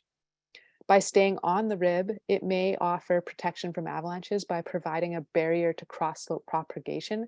However, with the right avalanche problem and a stiff slab, this may not hold true. The pros and cons of ribs really depend on the size and slope angle associated with them. Narrower and steeper ribs will provide less safety and be more difficult to travel on, especially if you're track setting, than a wider, lower angled rib. But they are often great places to descend. And sometimes you might hear ribs called flutes if there's any confusion there. So examples here, this photo shows some ribs breaking up the steep face of this mountain. These higher points in terrain could offer some protection as you move up or down the slope, but you would definitely have to be kind of assessing that avalanche problem as you're in the terrain. In this photo, we can see an example of a kind of more gentle rib features, and these high points in the terrain, again, could be great places to avoid the troughs where avid debris could run through, and so could provide either great track setting up or possibly some nice skiing on the way down. But again, all of these features have the potential for cross-loading, which can be kind of tricky to manage. The opposite of a rib would be a gully. A gully is a water drainage feature, a couloir, or even sometimes called a chute, and they can be difficult to exit once you're in them. They confine track setting due to the side walls that are on either side of a gully feature, and they tend to funnel avalanche debris or slough. Similar to ribs, they create a cross-loading feature, and they can act as a terrain trap. Gullies are often best avoided, generally speaking. As with any terrain feature, this will really depend on the size and steepness of the gully that you're planning to be in. Committing yourself to skiing down an unfamiliar gully is not a great strategy, especially if your map reading skills are not fine-tuned. If you commit to a gully that is wide and mellow up high, you may find that the sidewalls become larger and steeper as you descend, making it more difficult and more dangerous for you to exit on the way as you get lower down the mountain. And of course, due to the confining nature, they do not tend to be very easy or safe track setting options. And they are a giant terrain trap that funnel avalanche debris. So you're putting yourself in a dangerous position without any easy escape routes. Gullies, again, are also known as couloirs or chutes, and they can actually be really fun to ski, but obviously the warnings apply. They are avalanche paths with no escape. And so, you know, who doesn't want to ski this beautiful couloir here? But once you're in it, again, there's no escape. So careful kind of planning ahead of time, assessing the line, making sure you're confident in the snowpack. Um, Maybe having skied in the area for a little while would all be kind of things that you would want to consider before you decide to put yourself in this type of terrain where the consequences are high, and yeah, just consider those kind of things. Okay, so lastly, we have ridge crest. So while a ridge crest is not exactly a basic terrain shape, it's definitely worth mentioning. Ridge crests are a height of land feature where there is no more terrain above you. So this doesn't mean you're on a summit, but rather that the terrain is going to descend on either side of the feature, and ridge crests often lead to summits. We like to gravitate towards them as they can offer protection from avalanches, as there are no terrain above you, and they can be great vantage points and are often a destination just in themselves. Keep in mind that ridge crests are the kind of places where cornices like to form, and they may be also the kind of place where the snowpack transitions from deep to shallow, which could mean that a person could trigger an avalanche more easily from one of the shallow snowpack zones. They also tend to have a lee and windward side, as well as a side that is more sun exposed, so the snow conditions on either side of a ridge can vary greatly. When traveling on a cornice ridge, you want to give that cornice a wide berth, as they have the potential to pull back a far ways when they fail, which could launch you with it. And remember again that those ridge lines are often more serrated than you realize, and the gaps can be hiding under that cornice. So you may not actually be on land. So it's a good idea to kind of keep your probe out when dealing with cornices to ensure that you're well away from the edge. In certain situations, you might put a rope on. If you're trying to assess the slope below, and anchor yourself. In this situation, they're in glacier travel mode, so they're trying to give themselves just some distance from the actual cornice, and making sure that they're on solid ground. Okay. So when making decisions about terrain, you want to consider the propagation potential of an avalanche. This is directly related to the type of avalanche problem you're dealing with. Watch out for wind slab and deep or persistent slab problems, such as facets and surface ore, as they have the potential to link terrain, but don't underestimate storm slab potential or wet slab avalanches, which can also do the same thing. The stiffer the slab, the more propagation potential. Propagation potential is how far or wide the crown of a slab avalanche will travel across a slope. To understand this, we need to understand tension within a snowpack, or how well bonded the snow is, as the bonds between individual grains are what help keep the snowpack together. Snow crystals bond better when they are small and rounded in shape versus big and sharp. Essentially, it's going to be friction that's holding one layer to another. And as weight is added to the snowpack, it starts to stretch the snow. If the bonds are strong, gravity and weight will not overcome the friction or resistance between the bonds. Tension in the snowpack can be affected by three factors, which will increase or decrease with the which will increase or decrease the bonds within the snow. These bonds will react to pressure or temperature changes, localized weaknesses such as persistent weak layers in the snow, and the added weight from more snow, rain, heat, cornice fall, avalanches, or humans. So when we speak of propagation potential and cross-slope tension, we're talking about two things. How strong is the bond within the slab itself, and how strong is the bond of that slab to the layer beneath it? A stiff or well-bonded slab has a large propagation potential, and it's just needing that weak layer to allow it to avalanche, as well as the trigger. So for example, when we're looking at a rib slope, such as in this picture, there is potential for cross-loading on the slope. The snow will be thicker in some places and thinner in others. Weak layers beneath the snow are easier to trigger where the snowpack is thinner, which sets the stage for cross-slope propagation when combined with a stiff slab. In other words, an avalanche is able to link or cross terrain features, even if those features seem to be unlinked.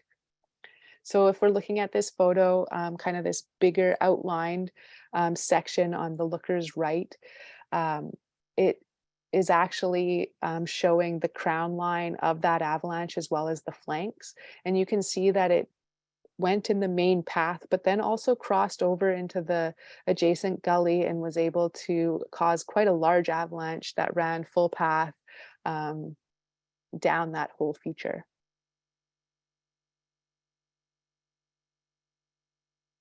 Likelihood, consequence, vulnerability, exposure. These are the words we use to describe risk and avalanches. Understanding how an avalanche problem may react will help us to decide how to interact within the terrain. In general, we have several types of avalanche problems. Those that initiate on the surface or near the surface, such as loose wet or loose dry avalanches, wind slab and storm slab, and those that are buried deep within the snowpack, such as persistent or deep persistent slab avalanches. And then there are those that defy these categories, such as wet slab avalanches, glide slabs, and cornice failures. When we're talking about a dry, loose avalanche problem, these happen within new snow or surface facets that lack or lose cohesion. This type of avalanche is predictable and will only last hours or days and produce avalanches up to size 2. If associated with facets, you could find this problem might persist for longer. You can expect this type of avalanche to follow terrain downslope. Managing this problem is best done by avoiding terrain traps where avi debris can concentrate, as well as overhead hazards such as steep terrain where sloughs may initiate. And consider your exposure over cliffs where a small avalanche could have a large consequence if it were to push you over. Wet, loose avalanches are the result of warmth being added to the snowpack through air temperature, wet snow, or rain and solar radiation. This problem will persist until the temperature drops. Watch out for gullies and confined features and heat stores such as rocky outcrops and cliffs. Both wet and dry loose avalanches are commonly called sloughs, and these avalanches can trigger slabs as they move down slope. Storm slab avalanches are a result of intense precip and are a short-lived avalanche problem initiating within the new snow or at the old snow interface. It is a generally widespread problem, and the slab itself is described as very soft to medium hardness, which would correlate to fist or one-finger snow when determining our resistance. Management of this problem is avoidance of all avalanche terrain within the first 24 to 36 hours.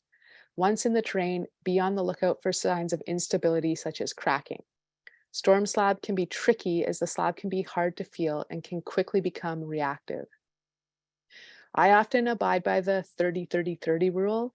So if I have 30 centimeters or more of new snow and a weak layer 30 centimeters down, I avoid all slopes that are 30 degrees or close to that. Wind slab is formed by wind moving snow from the air or across the ground and depositing it on the leeward side of terrain features and obstacles. They are most unstable when they first form and can persist for several days. Identifying wind slab is done by looking for sudden changes in texture and stiffness of the snow. So feel the snow as you move through it. Has it changed? Is it cakey, hollow sounding? Maybe you're seeing shooting cracks. If you were to flip your pole over and press the handle into the snow, does it feel consistent, or is there a concerning change in stiffness as you press through the layers? And you could always do a quick hand shear test to see how that bond of the storm slab or wind slab is kind of happening at the surface. Wind slab can vary from soft slab to very hard slab and has a hand hardness of 4-finger to knife. It can still be reactive once buried, but this problem remains in the upper snowpack or on the surface. Avalanches of this kind will run in isolated or specific terrain features or down a path. They will be found in the lee of ridges or gullies and sometimes can surprise you farther down slope when winds are high or pushing through terrain. So often I think of glacier rolls where katabatic winds are kind of pushing down the glacier, and all those little rolls can actually develop wind slabs on them. Persistent slab avalanches are the result of weak layers forming on the surface of the snow and then becoming buried. Usually loading happens slowly over time until a max load or threshold is reached and an avalanche results. Weak snow crystals and layers are comprised of facets, surface hoar, facet crust, or surface hoar crust combinations. The problem with these snow crystals is they are slow to change, or as we say, heal once they become buried, which can result in an avalanche problem that lasts for a long time and can reload with new snow, perpetuating the avalanche cycle. Slab stiffness over a weak layer is going to range from soft to hard, which we would record as 4-finger to pencil, and can result in avalanches up to size 4, which is quite large. This layer will be found in the mid to upper snowpack, and the problem can last for up to 6 weeks. Persistent slab problems are complex, difficult to assess, manage, and predict.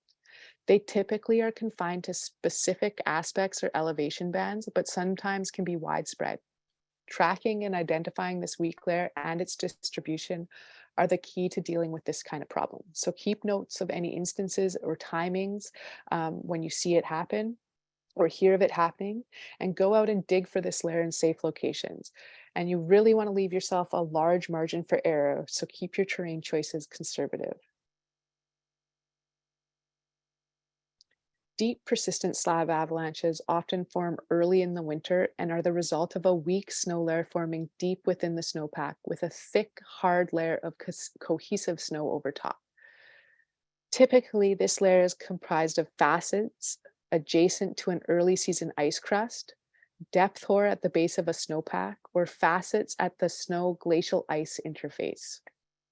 It's common to refer to the base of the snowpack as the basal layer, and this is where these deep persistent slabs initiate. This problem will produce avalanches and then become dormant but not gone, waking again to initiate another avalanche cycle and continue to yo-yo like this throughout the winter. The slab hardness is medium to very hard, or 1-finger to knife, and can cause avalanches up to size 5. That's our biggest avalanche. These avalanches will run within the avalanche path or across into adjacent paths. Deep, persistent slab avalanches are the most difficult problem to assess, predict, and manage, and come with a high degree of uncertainty. Common trigger spots are thick to thin areas where shallow, weak snow may be closer to the surface, or a surface avalanche, cornice fall, or other trigger may step down to deeper layers. Long propagation and remote triggering are typical of this type of problem. Similar to a persistent slab avalanche, weak layer tracking and a wide margin for error are essential. And this kind of problem can even cause you to avoid specific terrain for the entire season. So both deep and persistent slabs can produce wumping, cracking, and remote triggering, signs that facets, surface hoar, depth hoar, and crust combinations might be present. Wet slab avalanches happen during warm-ups. Either rain or warm air produces a dense wet slab avalanche that will be moving slowly as it runs through terrain. As soon as the temperatures drop, the problem is going to disappear. Or if the temperatures continue to warm or rain continues to fall, the snow will turn to slush and all cohesion or slab properties will be gone. This problem can happen at any level within the snowpack, and it's often associated with facets or depth hoar. The slab itself can be soft to hard wet grains from 4-finger to pencil, and avalanches of this type will stay confined to a path.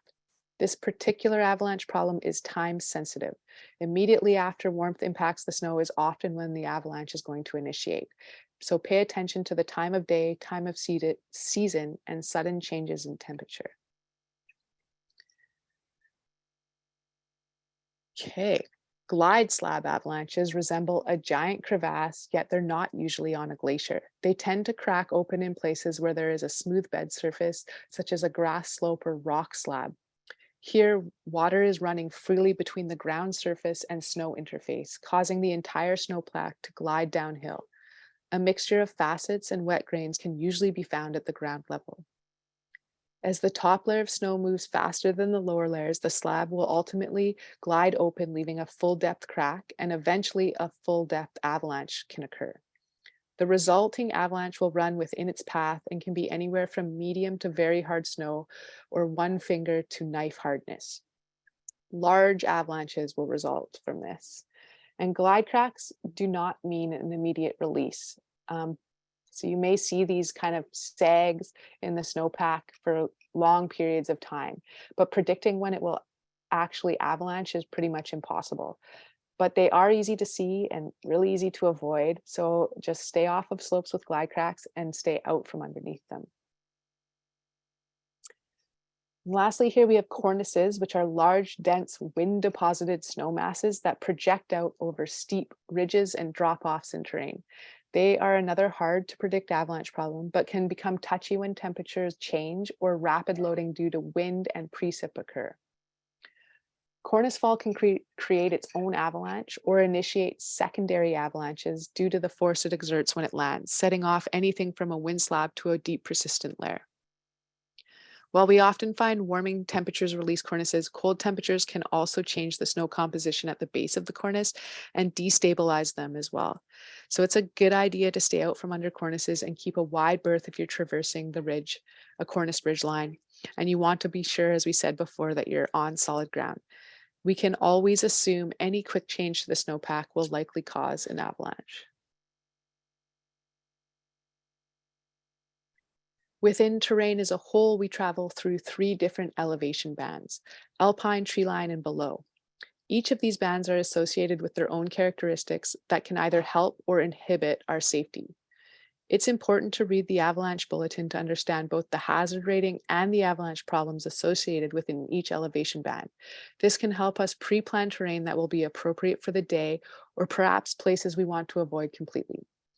Recognize, though, that each elevation band has some unique attributes that require certain risk management strategies. Elevation bands are not set at asserted footage. They are recognizable more so by their character. So below tree line is in the forest, and I usually think of it as a place where you can easily hide 100 people. Often, we hang out below tree line when avalanche conditions are higher. Tree skiing can be super fun, especially on a stormy day when the skiing is good in the trees and the visibility is poor at higher elevations.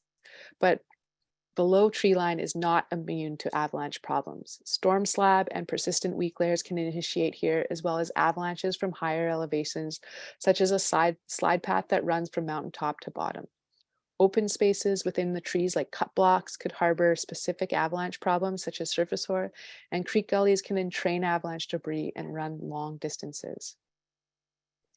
A common mistake people make is to overestimate the protection the trees provide us from avalanches. So in order for trees to have any real anchoring effect on the snowpack, they would need to be spaced so tightly together that you wouldn't actually be able to ride between them. So if the trees are open enough to ski through, they are open enough to avalanche. I think one of the real reasons why skiing in the trees may be thought of as safer than skiing up high during a storm is because the trees will offer some protection from the wind. So it may be that there are wind slabs forming up at higher elevations while the snow remains nice and low density lower down in the trees. As stated before, treat areas are often the kinds of places where surface hoar crystals tend to form and can be well preserved to the shelter from the wind. Places to be extra cautious are openings within the trees or thinly spaced trees, such as in avalanche paths, cut blocks, or meadows. So for example, during a storm when a layer of surface hoar gets buried, this could be an instance when skiing in the trees can be more dangerous than skiing at higher elevations, as the tree wells will protect the surface hoar from damage or being knocked over. Not the tree wells, but the trees will protect surface hoar from being damaged or knocked over. This is the kind of information that might be represented in a public avalanche bulletin by showing higher hazard below tree line and less hazard above, which is not common and should definitely pique your curiosity. And while not avalanche related, navigating in the trees and keeping your group together is another risk management consideration when traveling through this elevation band. So while traveling up or down, maintaining visual contact with a major feature can be a good navigation strategy, as well as following a prominent feature such as a rib or shoulder that is easily identifiable on your map to help keep you found. Regrouping in large openings and hooting and hollering to each other is a good strategy when it comes to keeping your group together in the trees on the downhills. Communicating early in the day with your group about how to manage the trees can be crucial. I like to establish a strategy before we begin the descent. Basically, we are our best rescue, and if people are hard to see, communicate with, or locate, rescuing or responding to an emergency is going to be a lot harder.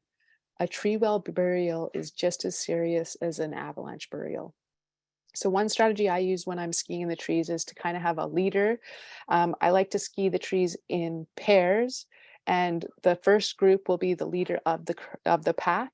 The first person will ski, and their partner is going to ski right behind them, keeping their tracks in sight. And then the next set of tracks, or next partner group, is going to go down, keeping the tracks in sight. And then ideally, you're going to be yelling back and forth to each other. And if for some reason you don't hear your partner anymore, this is when you want to stop and just make sure that everything is okay. During periods of deep snow, this could be especially important for all members of your group to maintain close contact. You can, as I said, do this by calling back and forth. But tree wells are a very serious business and not something to be taken lightly. Even the best skier in the world could end up upside down in a tree well, and that is just as serious, as we said, as an avalanche burial. Tree line terrain needs to be recognized as a transition area. So you're moving from dense forest into more open terrain and are closer to the major start zones in the Alpine. As well, the snowpack is going to be more exposed to the elements, which can make for variable conditions, so be on the lookout. One of the most important changes is watching for wind effect. It's likely that at this elevation, you're going to see more wind than you were seeing below tree line, which can result in wind-loaded areas, wind-scoured areas, and wind slabs. Another condition to be on the lookout is solar effect, and the snow at tree line is typically, again, more exposed to the sun than the snow in the trees. So this could create anything from hard crust, breakable crust, or soft or slushy snow, depending on the time of day and the amount of solar radiation penetrating the snowpack, or as it cools, leaving the snowpack. Tree-lined terrain can be some of the easiest terrain to navigate due to the fact that visibility is less restricted than in the dense trees. And an added bonus is that in poor weather, you're going to be less likely to experience true whiteout conditions, as the trees are going to help provide some visual reference. Once we move into the Alpine, there are obviously no more trees here. The terrain in general gains complexity and is the most exposed to the elements. Here you will find added terrain hazards such as cornices and glaciers, and you tend to be exposed to the big start zones. Thin to thick snowpack variation is going to be more common in the Alpine as wind whips up one side or across a slope and deposits it elsewhere. In general, snowpack and terrain hazard often compound in the Alpine, and lurking deep, persistent layers like facets and depth for can be hard to manage. In some ways, it is easier to navigate up in the Alpine as visibility is generally unrestricted. But that being said, if the weather changes, you can find yourself in whiteout conditions very quickly. And navigating in a whiteout takes skill and practice. So choosing to jump into the Alpine terrain on a day when the weather is likely to change, or you don't have a whiteout route plan with you or the skills to navigate in a whiteout, is definitely not a good risk management strategy. So if we could only master one element of backcountry travel, understanding terrain and its relationship to hazards would be the most important skill set, in my opinion. You want to always be looking at and analyzing terrain on both a micro and macro scale. Try to keep your head up and your eyes open. It's super easy to get to chatting and following along a skin track, but it is your responsibility to pay attention and improve your skills and knowledge, which you must actively work on. Terrain repeats itself. So once you understand the terrain you're faced with, you can start to develop and implement a strategy to deal with that location. Ultimately, making decisions in the backcountry will never be perfect. There will always be risk and uncertainty. We can't know it all, just as we can't remove all the risks. What we can do is strive to have the best information we can to base our decisions off of. To do this, you must continue to be curious. Yes, continue to be curious, but positive feedback does not always reflect good process. Question your decisions, your track setting, your terrain selection, and celebrate when you do feel like you've done the best you could with the information you've had on hand. Practice makes permanent, so keep chasing lines, new places, and familiar ones too. Each day out is going to be an experience you can use for bettering your process down the line. I like to work on progress, not perfection. You are going to make mistakes, but having the ability to recognize an error and change course, I think, is way more of an important quality than getting it perfect. This will keep you from plowing ahead into worsening consequences. Be reasonable with yourself. If you're new to backcountry skiing, set small goals and work on your skills before you start to push out into more complex objectives. There is a reason avalanche courses focus on teaching the difference between simple and complex terrain. Simple terrain, you can make a mistake and hopefully walk away with a wrist slap. Complex terrain, if you make a mistake, could cost you a lot more. Try to be honest with yourself about the types of objectives you should be doing at your skill and knowledge level, but put yourself in the hot seat too. Break trail, speak up, and back off if you need to. Choose objectives where you can challenge yourself, have a pre-plan so you know what to expect, consider the terrain and avalanche problems, and constantly reassess. I think that you will find that despite your uncertainty about doing or going somewhere new, you're going to feel more confident and prepared. So this concludes my presentation for tonight. Thank you all for showing up. I know this was a lot to take in, and I hope you have put your questions into the chat so we can dive into those. I want to quickly thank SheJumps for having me back and helping organize this event. And I'm stoked for the winter ahead, and maybe I'll get to see some of you out there. And yeah, so I'll let Sarah kind of jump in here and we'll take a look at some of these questions. Cool. Awesome. Thank you so much, Christine. That was great and so much helpful information. So I'm sure folks are still digesting it all, but feel free to pop your Q&As or your questions in the Q&A. I've seen a couple pop up in the chat, and if you can just put them in Q&A so we make sure we don't miss them. Also, I just want to say I love all the like regional coordinating that you all are doing in the chat of like, let's ski together, join our group. So cool to see that. But so we do have some questions already. First one is, do you have any advice for classes or where we can learn more about how to identify terrain shapes on a topo map to help with trip planning? Yeah, so terrain shapes on a topo map, that's kind of something that is trial and error for a lot of things. I do know that SheJumps is going to have a navigation course. I'm not sure if they're going to dive into that specifically, but basically, if you're looking at a topo map, if you're looking for convex features, the contour lines at the top are going to be closer together and then become are going to be wider apart and then become closer together as they roll over and become steeper, versus supported features, which are going to be kind of steeper and then gradually widening out at the bottom. You can often find or search out places where you might expect a cornice, because a cornice kind of needs what we call the fetch zone, which is going to be lower angle terrain and some sort of drop off feature. So if you're looking at the topo map again, and you're looking at ridge lines or summits, if one side looks to be more low angled, so wider spaced contour lines, and another side has a steep drop off, potentially cornices could form there. It will, of course, depend on the prevailing winds. So, you know, if your prevailing winds generally come from the south, and that fetch zone, the lower angle terrain is kind of having south winds scour up it, and it's going to deposit it on the steep side on the lee, then, you know, that's going to be more likely where a cornice will form, versus somewhere where the wind is blowing straight into the steep side. You're probably not going to see a cornice there.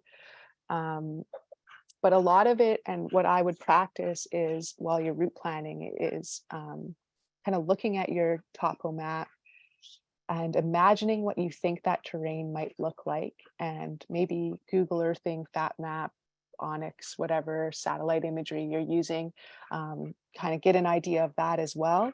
Satellite imagery does tend to make things look a little more forgiving than they might actually be. So just keep that in mind. And then go out and actually be like, okay, was this what I thought it would look like? And that's going to help you be able to pull out those features better. But it is kind of a trial and error process, I would say.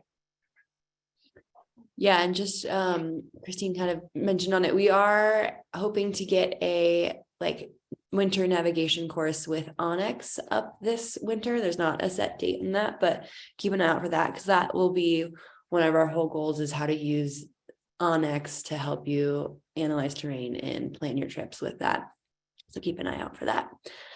Next question.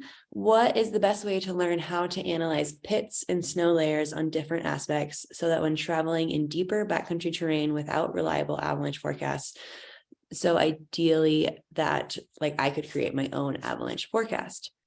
Just as an example, Alaska is a big example of that. There's not much weather or ABI forecast that can be reliable in some areas. Yeah, for sure. So I'm not as familiar with the American avalanche system.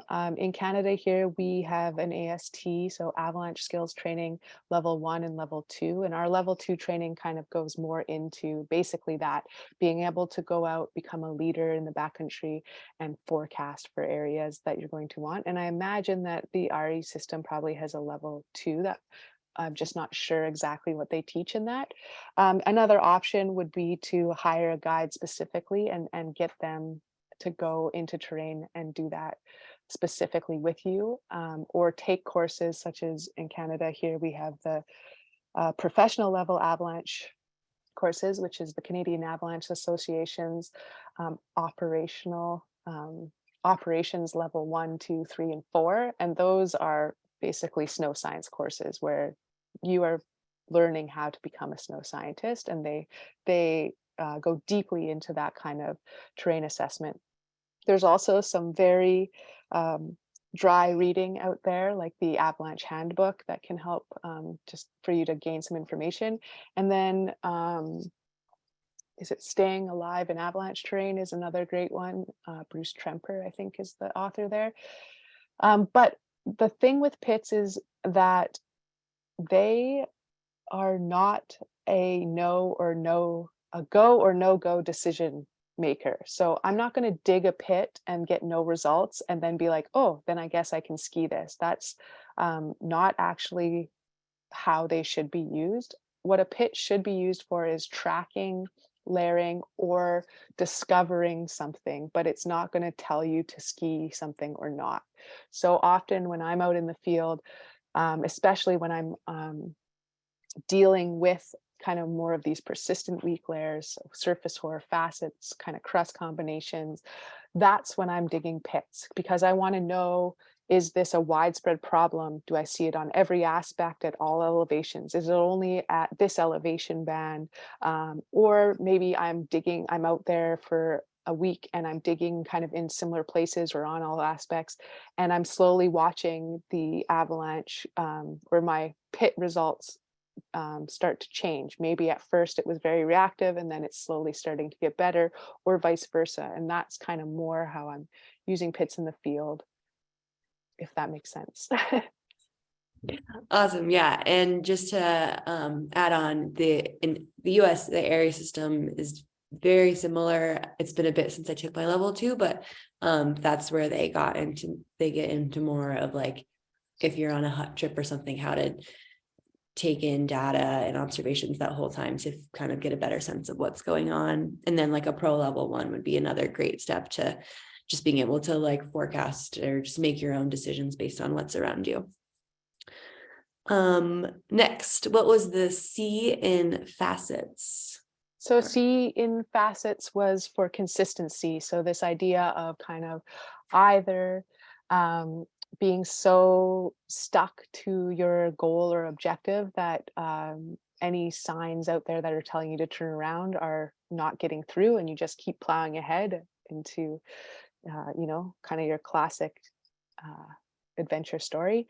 Or but it could also be vice versa, that you have made some very specific plans, and despite the enticing powder, you choose not to ski something because you said you wouldn't, because you're worried about some specific problem or something like that.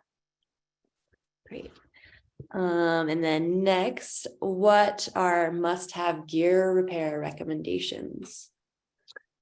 Yeah, that's kind of tricky. I think people are all a little, everyone's got their own thing, but I do like to carry with me, I always have some sort of tape that's going to work well in when things are wet. So Gorilla tape actually works quite well, or tuck tape also sticks really well to things when they're wet.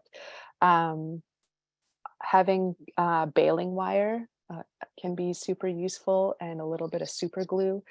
And then I'll have a selection of screws and stuff specific to my bindings. If I'm going on bigger trips, I might actually put in like extra binding ladder straps for split boards, and toe piece for skis. Maybe even, depending if you're on a hut trip or a base camp, like one full set of split board or skis, just in case. I always have a multi-tool with me. And what else is in there? In my repair kit.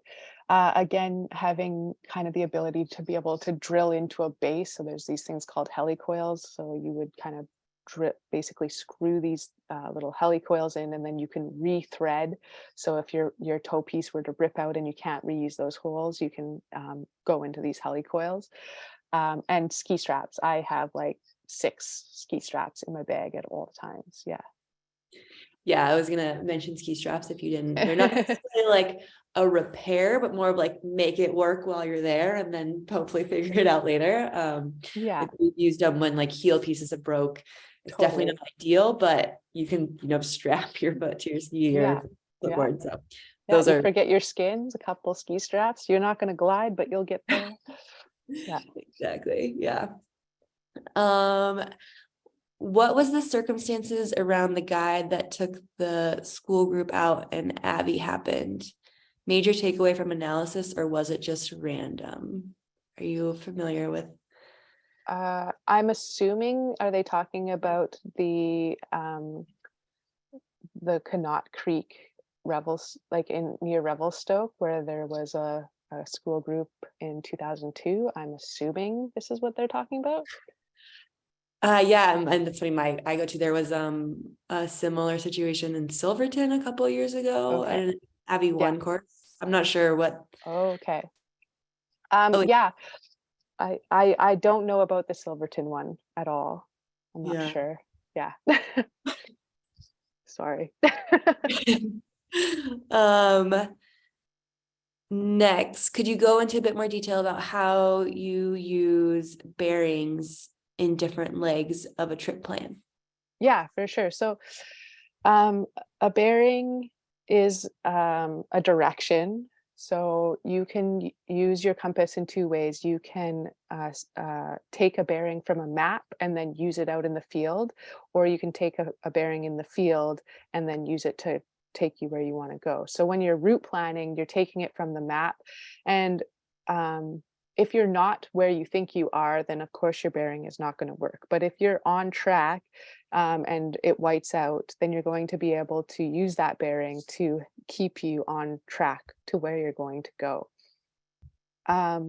So for the legs of the trip, I might often I will break my legs into places that make sense. So I'm not going to be like at the bottom of the mountain and then be like, I'm going to the summit and that's one leg. I'm going to try to break those legs into places where I'm going to either take a break or have to make a decision, or maybe make a direction change. So I'm not, so I can take that bearing from one point to the next of my leg so that I have a general direction that I'd be walking. And bearings can be useful not only in whiteout, but also in, basically we call it green out navigation, where you're in forest so thick that you can't tell where you are either because there's no references. And so having that compass bearing, you can be kind of walking in general in the direction that you need to go.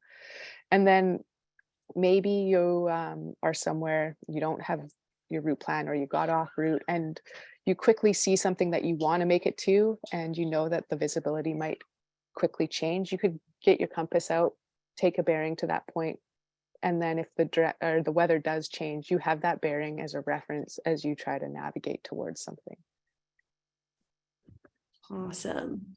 And I was just gonna say, Mary just added that there was recently a story published or republished about the Silverton incident. So if that's what Wade, you were talking about, I also know CAIC, Colorado Avalanche Information Center, did a really thorough accident report on it. So if you're looking for more information on that one, those are the 2 resources we would point you to. Yeah, it's hard to speak on kind of accidents like that. Obviously hindsight is 2020, but I think there's always definitely something to learn. I totally am not familiar with the Silverton accident, so I don't think I'll comment on it. Yeah, and I'm fairly familiar, but again, like hindsight's 2020, it's hard to make a generalized statement. So, but the CAIC does a really good job of just outlining like the facts of the day, and that's a great resource. Next, would you say sticking to certain locations or a few varying locations may be more favorable than multiple different areas when you first start learning?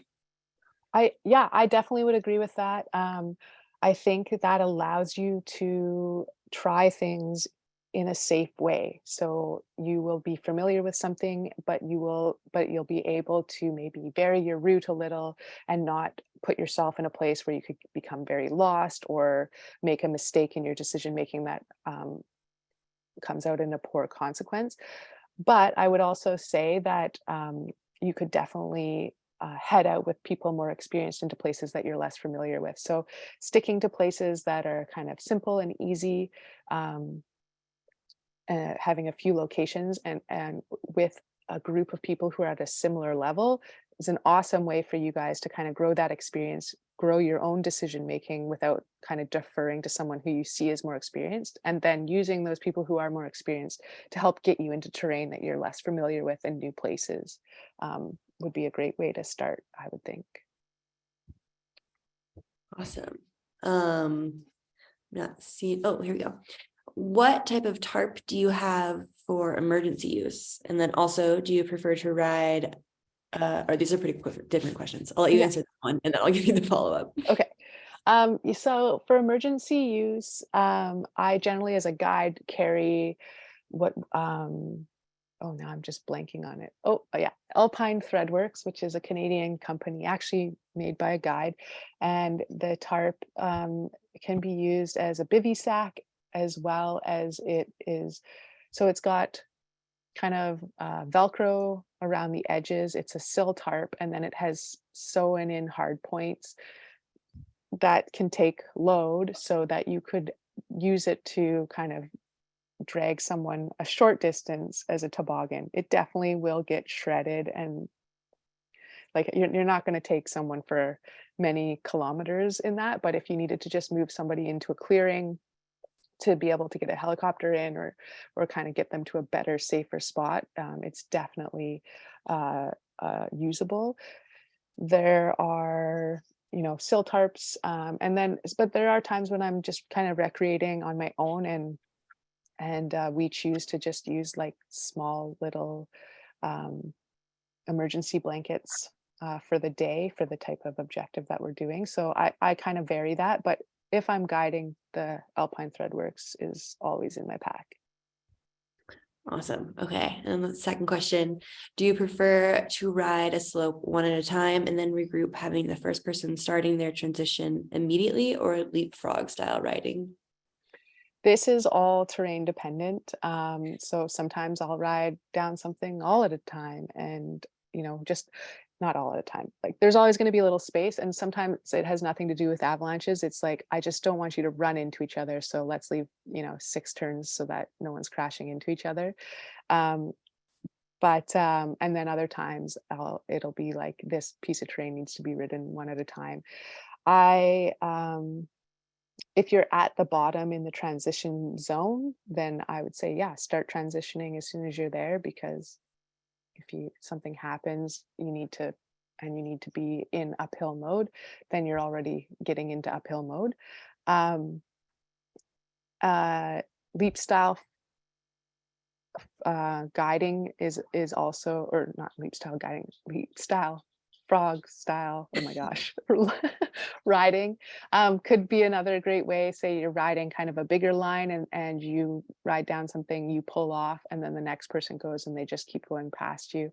It really is kind of terrain dependent, experience dependent. But what I will say is, if you are stopping mid slope, you always want to stop in a place that's going to offer you protection and be close to some sort of escape route, and have your skis or board pointing downhill, so that you can, if you're on the downhill, so that you can see something, you can get out of the way. You don't have to turn around, like you want to be kind of paying attention at those times. And then safety tips for taking dogs with you. Yeah, I think make sure that you're somewhere that it's okay for your dog to be. There are a lot of places with protected watersheds, and dogs obviously, just like us, carry giardia, so it is something to think about. But what I have had before is when the snow is really like deep and unconsolidated, especially at the start of the season when there's no base, it can be really hard for your dog to travel through that snow. They get super tired. They're almost having like what we call full snow immersions, like all the time. So I would kind of choose days where it's not as deep to bring your dog with you, so that they have kind of a base to be able to go through. It's going to be dog dependent. Some dogs are going to be more capable in certain terrain than others.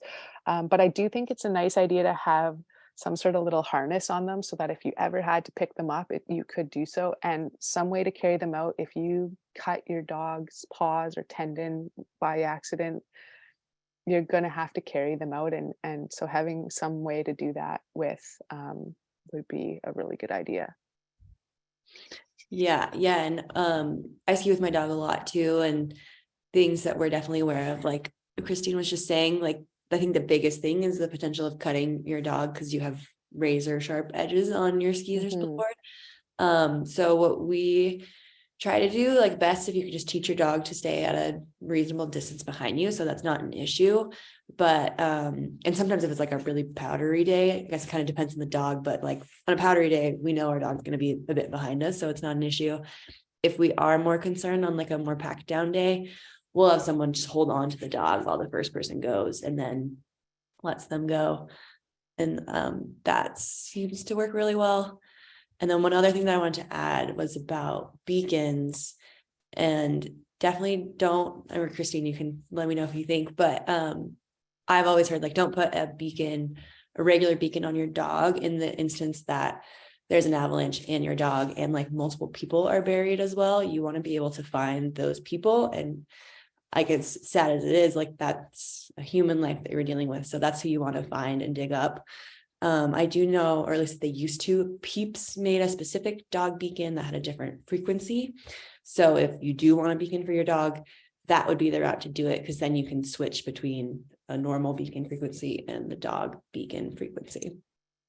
Yeah, no, that's a great point. Obviously a hard decision, but I think, yeah, in those avalanche situations, greatest good for the greatest amount of people. So that's what we're going for. Yeah. Let's see. I think that we have maybe reached the end of the questions. So yeah, with that, then we'll go ahead and wrap it up. Nice. Yeah. So Christine, thank you so much for your time and sharing all your knowledge with us tonight. It's been super helpful, and we're so happy for like everything you do for this program. I will be following up with Morgan for your DynaFit package, and then I'll also be emailing the Onyx Premium Backcountry or Onyx Backcountry Premium membership winners. And in addition, you all will be receiving an email with the copy of the presentation tonight, so you can rewatch it, come back to it if you have any questions. And yeah, hopefully there will be some events in your area, so be sure to check the SheJumps website and see what's happening and how you can meet up with folks more. You can find us on Facebook or Instagram, follow along there as well. And yeah, as well, if tonight's like presentation really spoke to you and you are really connected to the SheJumps mission, there's always an option to go ahead and donate or sign up to be a monthly donor. This really helps us continue to offer more free and low-cost events to get more women and girls of all backgrounds into the outdoors. And yeah, thank you all for coming out. And thanks, Christine. I don't know if you have any parting words you want to share. Yeah, no, yeah, that was awesome. Thank you guys. I know it can be kind of hard to listen on Zoom, so I appreciate you sticking with me. And I'm definitely open to questions. You can find me pretty easily on social media, just my name, Christine Feleki. If something popped up that you wanted an answer to, I'm happy to talk on there. So yeah, and hopefully everyone has a awesome winter as we're just starting it up. Yeah, awesome. Thank you, everyone. Have a great rest of your night.